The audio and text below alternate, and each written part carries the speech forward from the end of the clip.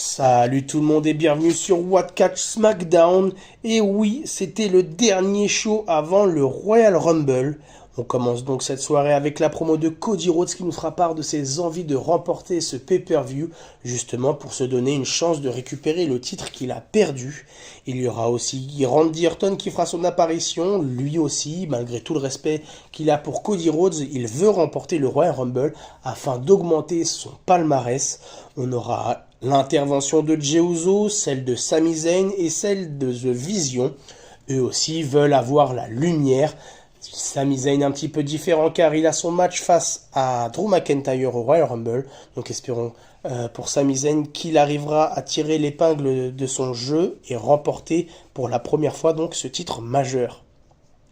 Donc du coup, pour le plus grand plaisir du public, Nick Aldis fera son apparition et donc du coup, il annoncera le main event de la soirée, donc un 8 tag team match opposant The Vision à Randy Orton, Cody Rhodes, Jey Uso et Sami Zayn.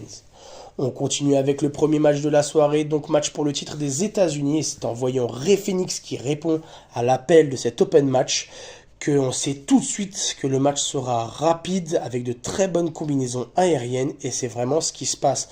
Les deux superstars nous offrent un très bon match avec des séquences spectaculaires et bien rythmées du début jusqu'à la fin. Le match se termine avec la victoire de Carmelo Hayes qui conserve son titre. Je mets la note de 3 étoiles sur 5. Très bon match avec beaucoup d'intensité. On poursuit avec le deuxième match de la soirée, match qui nous sera donné également par Nick Aldis, après que le jugement Day ait interrompu Alexa Bliss et Charlotte Flair alors qu'elles étaient en train de parler de leur manière de faire pour le Royal Rumble. Donc un match sans grand intérêt pour ma part, on aura quand même eu droit à de bonnes rotations, à des séquences rapides. Charlotte Flair aura quand même dominé physiquement ses adversaires. Je mets la note de 2 étoiles sur 5, un match correct mais inutile. On enchaîne avec le troisième match opposant Johnny Gargano face à Axiom, match propre avec des techniques solides, de très bonnes combinaisons. Victoire de Axiom qui récupère enfin son masque. Je mets la note de 2 étoiles sur 5 car le combat en lui-même n'est pas mauvais, mais comme je l'ai dit, la storyline qui tourne autour d'un masque, bon, c'est un peu comme des primaires qui se disputent parce qu'il y en a un qui a volé le paquet de cartes de l'autre. Bon, c'est pas incroyable. On aura également une nouvelle promo de AJ Styles qui intensifie sa rivalité avec Gunther. Il affirme qu'il sera encore là après le Royal Rumble. Il se fera rejoindre donc par le ring général qui lui dira le contraire. Et après une provocation de Styles, on aurait pu avoir un avant-goût avant le Rumble, mais Gunther se contrôlera et quittera les abords du ring. On enchaîne avec Elijah Dragunov face au Miz. Match qui aura lieu suite à l'intervention du Miz. Lors du match des États-Unis, opposant Elijah Dragunov face à Carmelo Hayes, ça lui a coûté bien évidemment le titre. Comme à son habitude, Dragunov va apporter son style intense et violent, et le Miz, lui, il apportera plutôt un côté stratégique. Les deux catcheurs vont nous offrir un bon match avec de bonnes prises. Elijah Dragunov obtiendra sa vengeance en remportant le match avec quelques séquelles. Il aura bien évidemment pris un bon doigt dans l'œil. Donc du coup, bon, espérons que ça aille pour lui et qu'il n'aura pas un nouveau cocard. Je mets quand même la note de 3 sur 5. Ça reste un bon match. On finit avec notre main event The Vision face à Orton, Rhodes, Zayn et Uso. Le match commence avant même que Cody Rhodes ait le temps de faire son entrée. Le pauvre, c'est la deuxième fois.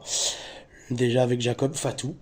Le match donc est correct avec pas mal d'échanges du côté de The Vision. Cody Rhodes prendra pas mal de coups, il va prendre cher sur le ring avant de pouvoir faire le tag avec Randy Orton. Et c'est là que le rythme va s'accélérer pour laisser place à un moment de chaos sur le ring avec pas mal de contres, des projections par-dessus la troisième corde, un petit peu comme pour le Royal Rumble. Pas mal de finishes qui vont s'enchaîner. Et là, le match se finit avec l'intervention de Drew McIntyre sur Sami Zayn. Donc victoire de Cody Rhodes, de Randy Orton, de Jey Uso et Sami Zayn. Mais sur le ring, ça va être encore plus le chaos. Donc du coup, on a même Jacob Fatu, lui aussi, qui va faire son apparition pour s'occuper du champion WWE. Donc je l'accorde, pour ma part, des fois des petites mêlées générales, des fois c'est plutôt cool. Mais là, est-ce que c'était nécessaire? Est-ce que c'était utile? Est-ce qu'on n'aurait pas mieux fait de finir proprement? Je mets la note de 3 étoiles sur 5 pour ce main event qui reste quand même correct. Je mettrai donc la note de 3 étoiles sur 5 pour SmackDown. Et surtout, n'hésitez pas, vous, à me dire en commentaire ce que vous en avez pensé. Est-ce que vous auriez noté différemment ou non? Je vous dis à ciao ciao, à la prochaine.